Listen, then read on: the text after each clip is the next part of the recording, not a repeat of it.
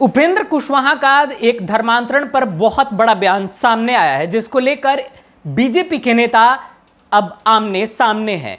जी हाँ, नमस्कार, मैं हूं अभिषेक तिवारी। आप देख रहे हैं लाइव बिहार।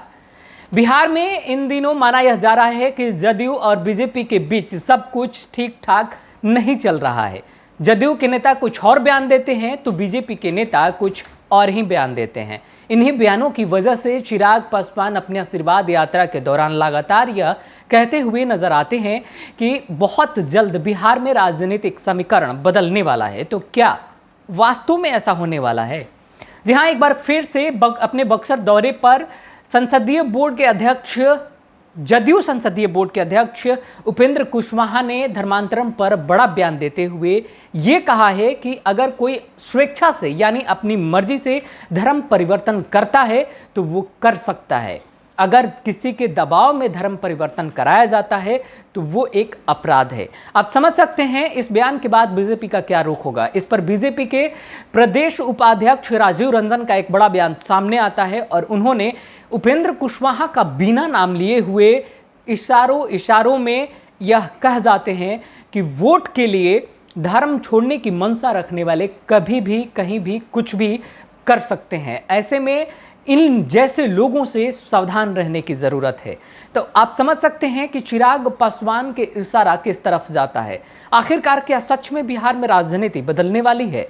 क्योंकि यह धर्मांतरण का बयान या फिर यूं कहें कि उपेंद्र कुशवाहा का इकलौता ऐसा बयान नहीं है। इससे पहले जातिगत जनगणना को लेकर के मुख्यमंत्री नीतीश कुमार खुद बयान बीजेपी के खिलाफ दे चुके हैं। बीजेपी जहां जातिगत समीकरण बैठाने की मंशा से जातिगत जनगणना नहीं कराना चाहती है, उस पर वो अपना रुख स्पष्ट कर चुकी है।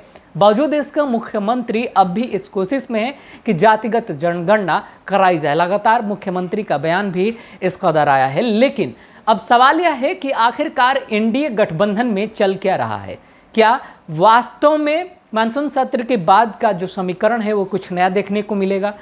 तमाम जितने भी राजनीतिक जानकार हैं वो यही मानने लगे हैं कि बहुत जल्द बिहार में नया समीकरण देखने को मिल सकता है। अब वो समीकरण क्या होगा वो तो आगे के दिनों में पता चलेगा। लेकिन फिलहाल वहीं दूसरी ओर जीतन राम मांझी अभी एनडीए गठबंधन में भी नाराज चल रहे हैं। साथ ही साथ अगर मुकेश सहनी की स्थिति पर नजर डाली जाए तो उत्तर प्रदेश चुनाव को लेकर के मुकेश सहनी भी इन दिनों सुर्खियों में है। तो ऐसे में बिहार एनडीए गठबंधन में भी सब कुछ ठीक ठाक नहीं कहा जाएगा। देखने वाली बात है कि बिहार की राजनीति किस ओर करवट लेती है।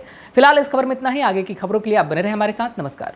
लाइव बिहार यूट्यूब पर सब्सक्राइब और फेसबुक पर लाइक जरूर करें।